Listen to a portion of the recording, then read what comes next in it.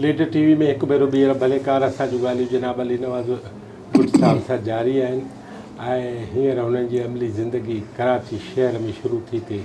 अचो त साणसि ॻाल्हाए।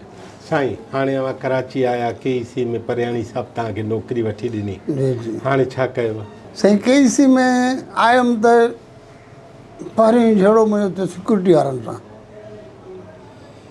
जो गेट खां अंदरि दाख़िल थियणु न ॾींदा, चवंदा इधर बोर्ड लगा हुआ है वैकेंसियां नहीं है। तो ऐं अजरक हो न, अजरक खे झले बीह रहिया। मूंखे मौक़ो मिली वियो। मां चयो भला तूं अजरक में हथु कयो न, तूं मूंखे चईं हा तूं अंदरि न वञ। घोड़ थी वियो। ऐं उन ज़माने में सिक्योरिटी सां फॾो करणु वॾो ॾोह हो। KEC में एॾी सख़्ती, माण्हू गॾु थी विया, सिक्योरिटी वारा अची विया, कीर आहे विड़ा ॿियो टियों विच में पिया असां छॾायूं। मां चयोमांसि बाबा परियाणी साहिबु जेको आहे उन मूंखे चयो आहे उहो ईंदो या मथे हूंदो या ईंदो, मां अंदरि इन करे थो अचां। परियाणी साहिब जो नालो मूं हथु कढूं और नौकिरी त ख़ैर पोइ मिली वई, पर ट्रेनिंग दौरान ई मां सिंधियुनि खे गॾु करणु शुरू कयो। मूंखे बड़ा निभागा मोचड़ा पिया था खाओ। और 76 में चढ़ियसि पको ड्यूटी ते। असां पहिरियों सिंध वेलफेयर एसोसिएशन उहा ठाही ऐं असां गॾु कयासीं बरूच, कच्छी, मारवाड़ी, गुजराती, इहे जेके बि आहिनि, मेमण, बोहरी, सभिनी ॾे असीं वियासीं। रहमतुल्लाह सोलंकी हूंदो, मोरे जो उहो हूंदो हुते मुजीसन जो, माना परियां परियां असां इहे 2 ॼणा हुयासीं जीअं सिंध जा। पर सिंधी सभा साहब में आहे, हुनजे करे उहे सभु असां सां गॾिजी विया।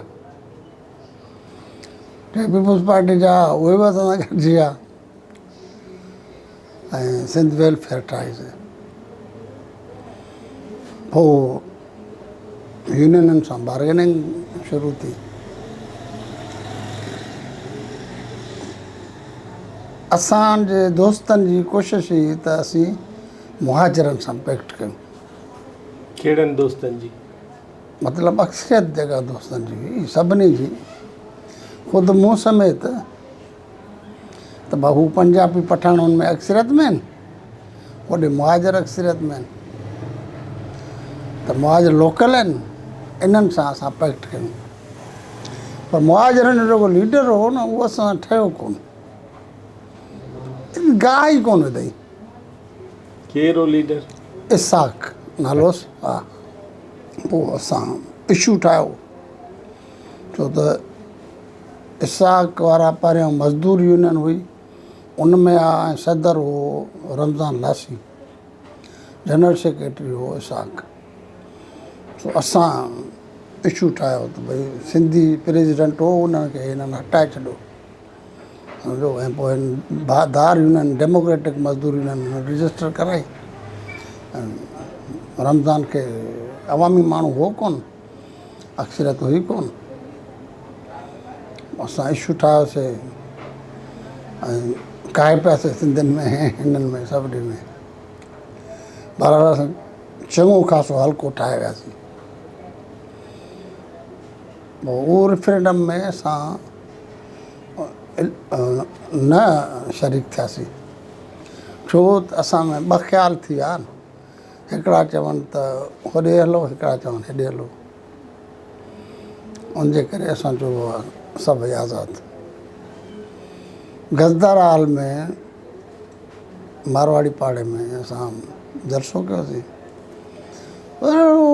खचा खच रेफरेंडम हो न, खचा खच भरिजी वियो सॼो, ॿाहिरि माण्हू बीठा, जिन वटि वियासीं जिन वटि न वियासीं, सभु ख़ल्क़ जी गॾु थी। असां ऐलान कयो असीं नथा विड़ूं, असदराल माना रणछोड़ लाइन। हा रणछोड़ हुते असांजा मारवाड़ी दोस्त हूंदा हुआ उन्हनि जी मार्फत असां बसि सभु आज़ादु आहियो पंहिंजी मर्ज़ी ते जंहिंखे वणे तंहिंखे वोट। जेको सेकेंड रेफरेंडम थियो उन में असां पोइ लेबर यूनियन सां ठाह कयो। सैयद हयात शाह उनजो सेक्रेटरी हूंदो हो ऐं सदर उनजो महाजर हूंदो हो। असां उनखे जो सदर ॾे चई जब तक ये है इसको नहीं हटाऊंगा, अगर खुदा न खास्ता ये छूट जाता है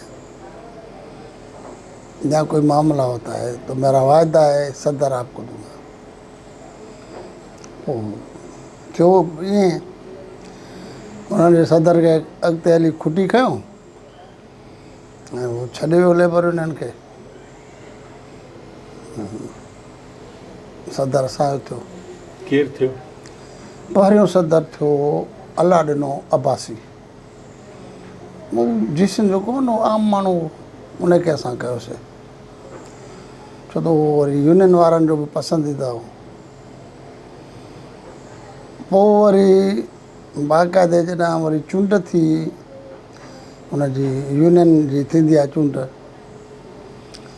उन में सादिक जेको लासी उनखे कयोसीं। वरी सादिक खे बि खुटी खयों छॾे वियो त पोइ वरी कयोसीं उस्मान बलोच खे इब्राहिम हैदरी वारे खे सदर उन्हनि मां कयोसीं। असां झलियूं जेके सीटूं असां 5 सीटूं झलियूं सिर्फ़ु। असांखे 14 सीटूं मिलियूं 52 जी पार्टी में। असां senior vice chairman, deputy general secretary Iqbal Jokhio senior vice president, Syed Asghar Shah deputy general secretary, Abdul Amin Sheikh senior joint secretary. अहिड़े नमूने सां के बाडी में खयासीं ऐं बाक़ी विरहाए ॾिनियूंसीं का कच्छिन खे का मारवाड़ियुनि खे बलोचनि खे लासियुनि खे। अहिड़े नमूने सां स्पोर्ट सेक्रेटरी जेको आहे सो उहो इब्राहिम हैदरी जो मक़बूल बलोच कयोसीं। उहो जीए सिंधो सम्झो। अहिड़े नमूने सां असां माना सॼो समूरनि कम्यूनिटियुनि खे हीउ मतीन साकराणी जेको आहे महिमान कुरो इनखे असां खणी वियासीं बाडी में। त अहिड़े माना असांजो हिकिड़ो जो सिंधी पोरियर संगत माना मुकमल सिंधियुनि जी प्यूअर जमायत। छो त पोइ वरी असां सिंध वेलफेयर खे तब्दील करे सिंधी पोरियर संगत जो यूनिट खोलियोसीं न। जो महाज ऑर्गेनाइज़ थी वियो 77 में ऐं असां जिस महाज में जॉइन करे चुका हुआसीं।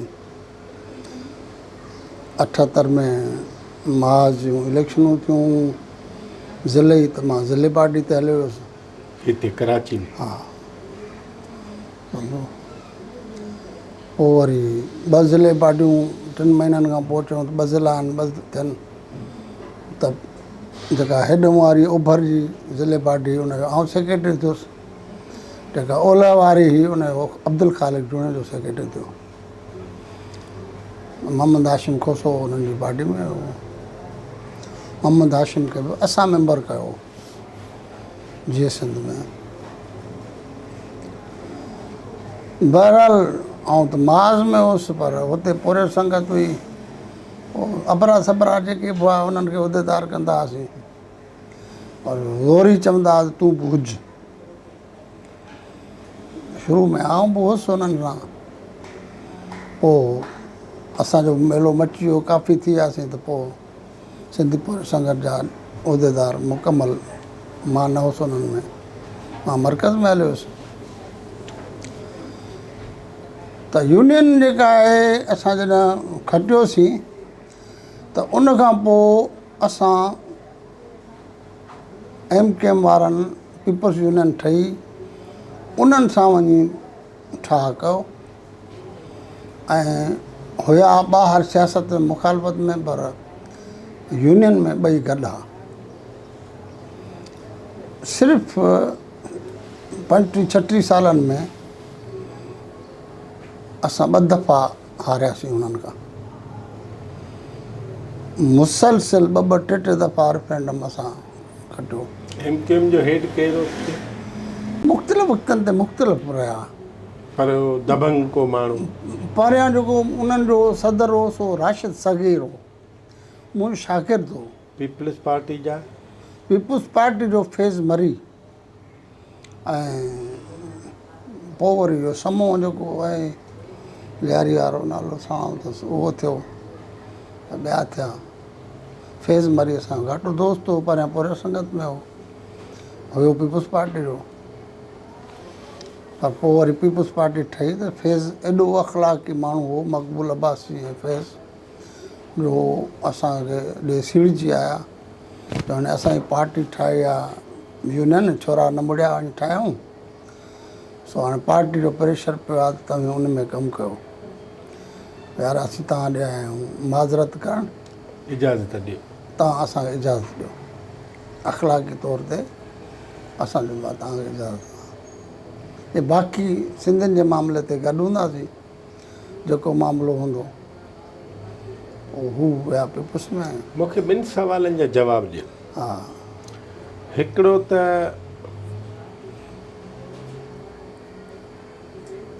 सिंधियुनि सां नस्ली इख़्तिलाफ़ छो आहे? ॾिसो, नस्ली इख़्तिलाफ़ जो सबबु हो माइग्रेशन जेका थी, उन में लियाक़त अली ख़ान जेको आहे उनखे को बि पंहिंजो कॉन्स्टिट्यूशन कोन हुयो, उन करे हुन महाजर जेके से आंदा ऐं ॿियो कराची खे खणी विया मर्कज़ में। ॾिसो न, इहे सभु 48 जा फ़ैसिला आहिनि। सिंधी ॿोली जा जेके बि स्कूल आहे कराची में, हैदराबाद में, उहे सभु कन्वर्ट कयूं उर्दू स्कूलनि में। ऐं बुनियादु जेको विधो आहे उहो लियाक़त अली ख़ान विधो, त हिते मुआजिर डोमिनेशन जेका आहे न उहा क़ाइमु थिए हिते। ऐं जॾहिं कराची कटिजी वई सिंधियुनि खां, कराची मर्कज़ जे अंडर में हली वई, त हिते सिंधियुनि जो त रहियो ई न तालुक़ु। ऐं मुसलसिल इहो जेसि ताईं वरी वापसि वञूं टुटो ऐं आई 70-69 में, हा 15 साल। त हाणे इन विच में मुहाजिर लियाक़त अली खां पोइ मज़हबी जमायतुनि में आहे, ऐं मज़हबी जमायतूं बि मुहाजिर इशू खे जेके से इस्तेमालु कंदियूं। ऐं जेके पहिरियां फ़साद थिया आहिनि पीपल्स पार्टी जा, उहे मज़हबी जमायतुनि कया आहिनि। 72 वारा लिसानी जहिड़ा जेके आहिनि उहे मज़हबी जमायतुनि कया, हुन में MKM हुई कोन, MKM त पोइ ठही, ऐं पोइ वरी अॻिते हली MKM ठही, उन्हनि बि उहो ई कमु शुरू कयो। सही इस्टेब्लिशमेंट ॾिसो न, न मतिलबु उहा सॼी सीरीज़ साॻी आहे, मुख़्तलिफ़ सूरतूं बदिलियूं आहिनि। हा सूरत बदिलियूं, पर नस्ल परस्त नफ़रत जेका आहे उहा रहंदी आई, रहंदी आई ऐं वधी 88 में। छो मेयर ते माना महाजर इशू जेको उहो मेयर ते जेको आहे सो हमिलो थियो, हैदराबाद वारो हैदराबाद आफ्ताब शेख ते। आफ्ताब शेख ते उहो कंहिं कयो? हाणे उहो त इल्ज़ाम आयो बशीर ख़ान वारनि ते। ठीकु आहे, सम्झो न, भला उन्हनि छो कयो? बसि हाणे उहो त हाणे उन्हनि खे ख़बर। तव्हांजो तजुर्बो छा आहे? तजुर्बो त हाणे हिकिड़ो त मुसलसिल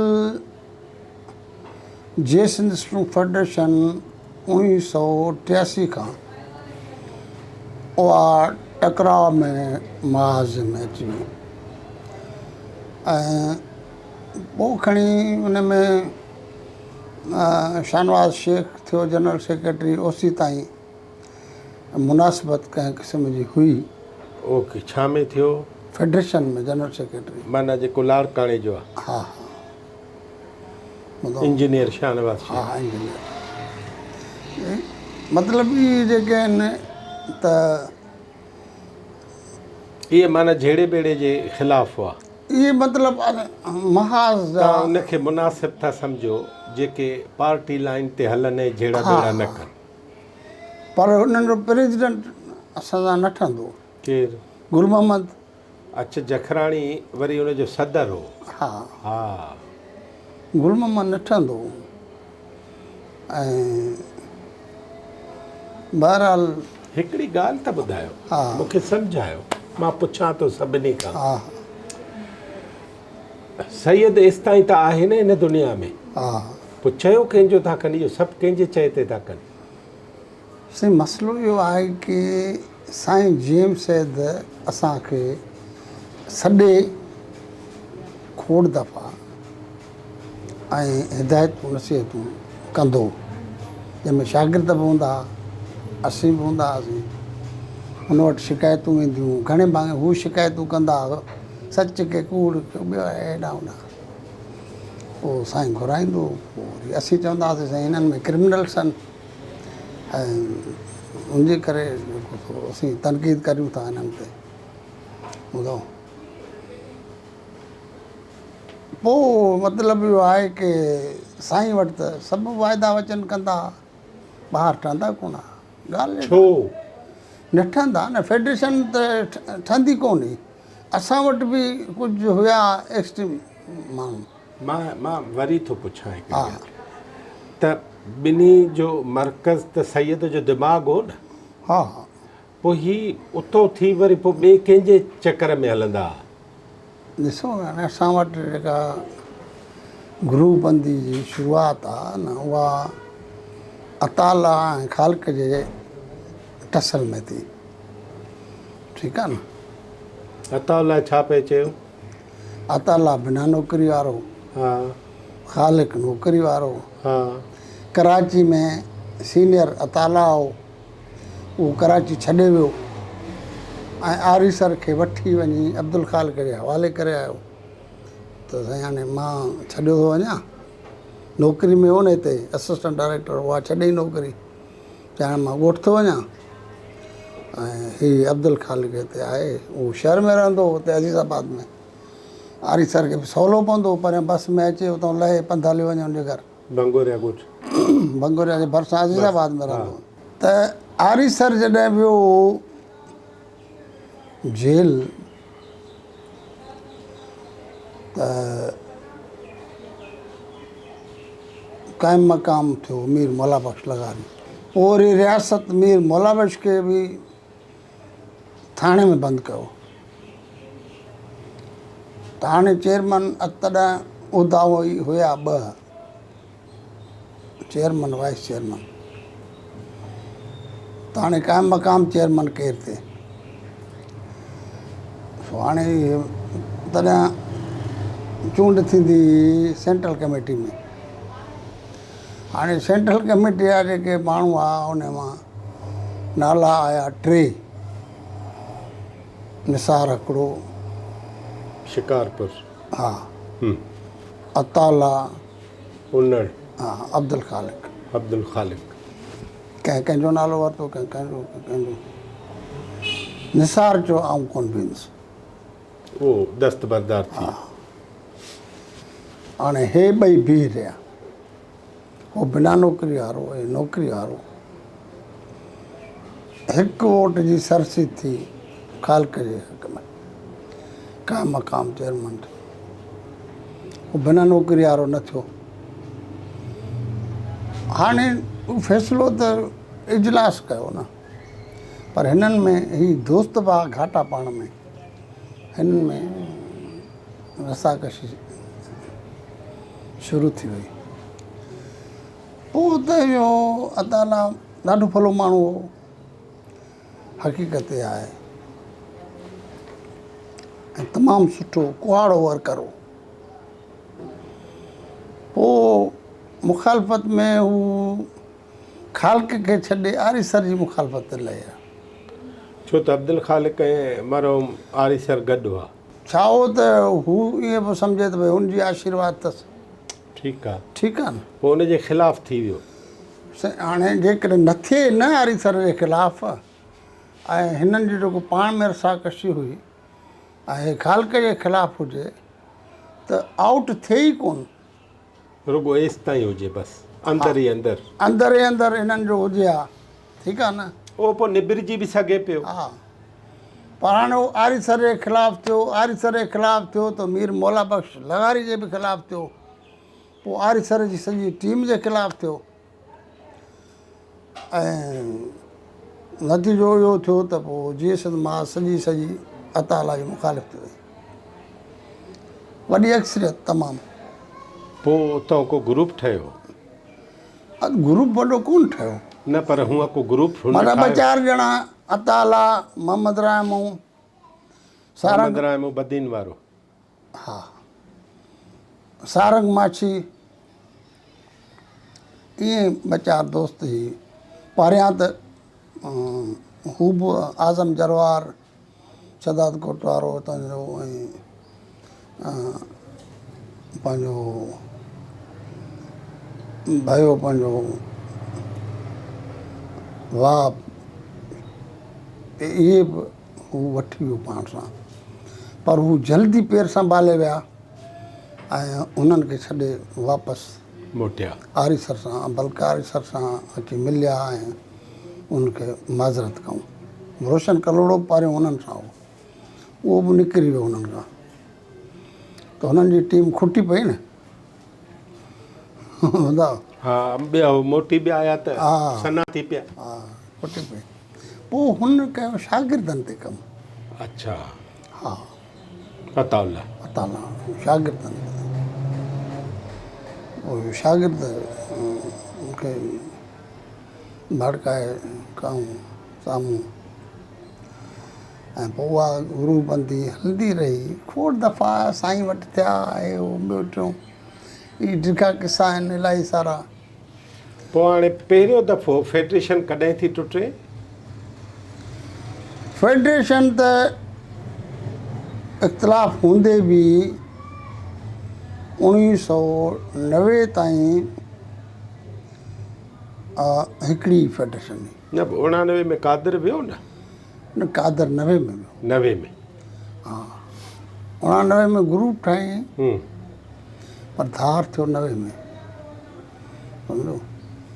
ऐं कादर जॾहिं ग्रुप ठाहियो, 30 सेप्टेम्बर जो 88 जो वाक़ियो थियो, उनखां पोइ जेसिन माज़ पंहिंजी नेशनल कांग्रेस में वॾी अक्सरियत सां कादर जे इन अमल जी निदा कई, मज़मत कई, सही न सम्झो। पर महाज़ में चाचो मोहम्मद अली हो, मुनर जो पीउ। मनोहर जो वालिद मरहूम। हा, साईं मुजतबा शाह राजदीयो सीनियर माण्हू आहे, पीर ॻोठारो। हा। इन्हनि बार बार वॾियूं तक़रीरूं कयूं, पर चयो त चाचे मोहम्मद अली जा नंढड़ा भाणज उहे बि इन में अरेस्ट आहे, त हुन रोई तक़रीरूं कयूं। इन ते आरीसर जेको आहे न, चयो त फ़ैसिलो जेको आहे उहो थी वियो, पर हाणे इन खे इते ई रहण ॾियो, ठीकु आहे न। ॿाहिरि आउट बि न कयो। छो त आउट कंदासीं त उहे मुतासिर थींदा न। ॿियो केदिन ते असरु वरितो वधीक। त आरीसर इहो चयो, अब्दुल ख़ालिक उथी बीठो, चए बाबा चेयरमैन साहबु चयो आहे, हाणे बसि केरु बि न ॻाल्हाए। ऐं कांग्रेस किथे थी आहे? इहा कांग्रेस सन में थी। अच्छा, साईं वटि ई थी आहे? हा हा हा, हा, सन में थी सम्झो त पोइ अॻिते हली कादर वारनि कंहिं तरीक़े सां साईं गुलाम शाह उन सां पंहिंजो कयो। पोइ जेको कादर वेझो थियो उहो साईं गुलाम शाह जे कोशिशुनि सां ऐं उहो 3 सेप्टेम्बर खां अॻु में कोटिया में अख्तर काके पोटे रखराई पाण वटि सेंट्रल कमेटी जशन लतीफ़ बि रखराई कोयटा में कोटा में उते डॉक्टर हो न हू हुते हो न हुन में इहो जेको डिपार्टमेंट आहे ज़मीन वारो मिनरल ऐं इहे मतिलबु रेवेन्यू जेके ॻोल्हींदा आहिनि ज़मीन जे अंदरि अच्छा ऑयल ऐं गैस जे लाइ एक्सप्लोरेशन लाइ मतिलबु उन डिपार्टमेंट में हुते ऑफिसर मादनियात ऐं हिन जे हा सो त अख्तर काके पुटु उहो था चओ जेको अॻिते कदम कढंदो हो मदद अली खां पोइ अख्तर उहो हा। ठीकु आहे त अख्तर छो त हुयो कोयटा में पर जीसन महाजी सेंट्रल कमेटी जो मेंबर हो उते हुन जशन लतीफ़ बि कयो कॉन्फ्रेंस बि थी वई मरकज़ी कमेटी बि थी वई हा मगर उते ही कादर वारा आया न त पोइ साईं गुलाम शाह अख्तर जी मार्फत चवरायो त भई ही तव्हां सां वेहणु था चाहिनि पोइ टाक्स थिया जंहिंमें उन्हनि चयो त भई असां अॻिते जीअं जीअं माज वारा चवंदा उअं कंदासीं उन्हनि जी सलाह सां को बि क़दम न खणंदासीं 3 सेप्टेम्बर जो आहे को टका कराए छॾियऊं पोइ हुनजी सलाह सां त न थियो न न थियो पर हिन नावल हुननि खे हा। चयो हाणे 3 सेप्टेम्बर खां पोइ वरी वेझड़ाई जेका थी उहा साईं गुलाम शाह जी मार्फत थी सम्झो न पोइ हुन वेझड़ा इहो छा थियो वेझड़ाई थी त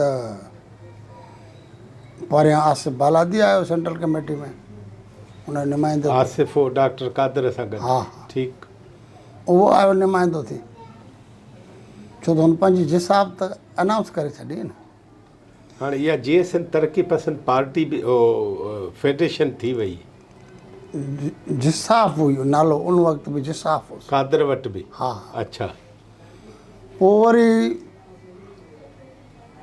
हिकु ॿिनि गॾिजाणनि खां पोइ मैसेज आयो त कादर चयो त मां पाण ईंदुसि सकरंड में मीटिंग थी उते कादर आयो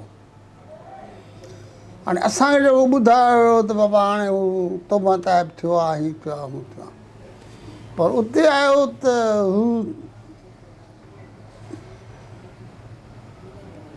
मुंहिंजे ख़िलाफ़ु हीअं थियो आहे मुंहिंजे ख़िलाफ़ु हीअं थियो आहे मुंहिंजे ख़िलाफ़ु हीअं थियो आहे ख़ासि तौरु अली नवाज़ ऐं अमर जूणे जो इहे मुंहिंजा ॾोही आहिनि इन्हनि तमामु घणी प्रोपागंडा कई आहे अमर किथां जो आहे अमर राधण कारके जो सौटु सौठ जो हा मूं उन इजलास में चयो मूं चयो ॾिसो हीउ मामिलो अहिड़ो आहे सुभाणे अगरि सिंध जो मामिलो गड़बड़ थो थिए विरहाङे जो मामिलो थो थिए त कादर साहिबु इहो तुंहिंजे खाते में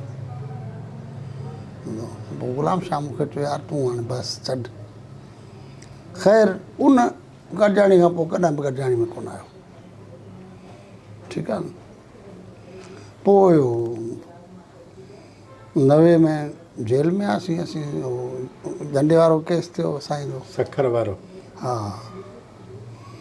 उन दौरान हे पंहिंजो ग्रुप डेवलप छो त इहो झंडो केस छा आहे सैयद सखर पहुतो पोइ झंडो किथे सड़ियो आहे उहो इल्ज़ाम छा आहे जे न बि सड़ियो आहे त आहे छा छो निकिती आहे इहा साईं मसइलो इहो हो की शायदि अञा जहाज़ में हो हा हेठि झंडो जेको आहे उहे के माण्हू मथे चढ़िया लाहिण लाइ लाहिण लाइ हा SDM ऐं SP उन्हनि हिनखे चयो सैयद गुलाम शाह खे की शाह साहिबु हू छोरा मथे चढ़ी विया न झंडो त रोकियो हिननि खे आहिनि। रोकियो हिननि खे। हिन हेठां अकल हिननि चयईंसि न मथे चढ़ी वञो।